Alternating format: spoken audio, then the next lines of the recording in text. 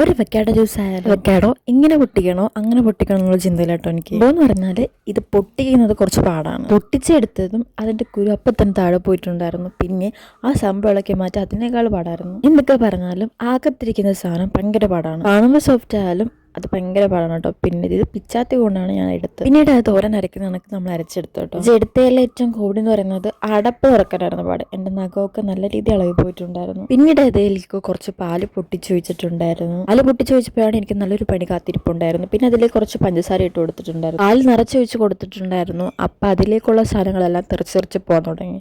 വലിയ ജാറിലായിരുന്നതോ, അതുകൊണ്ട് നമ്മൾ ചമ്മന്തി അരയ്ക്കുന്ന ജാറ് വെച്ചാണ് അഡ്ജസ്റ്റ് ചെയ്തത്. ഏകദേശം ഈ ഒരു പരുവായിട്ടുണ്ട്. ഇനി നമുക്ക് ഗ്ലാസ്സിലേക്ക് ഒന്ന് സെർവ് ചെയ്ത് വെക്കാം. സെർവ് ചെയ്ത് വെച്ചതിന് ശേഷം നമ്മളത് ഡെക്കറേഷൻ ചെയ്യാൻ വേണ്ടി അതിന് നമ്മൾ ഐസ്ക്രീം ഇട്ട് കൊടുക്കുകയാണ്. സംഭവം എന്ന് പറഞ്ഞിട്ടുണ്ടെങ്കിൽ ഒറ്റ കൈ കൊണ്ടാണ് കേട്ടോ ഞാൻ ഇത്ര സ്ലോ ആയിട്ട് ഇടുന്നത്.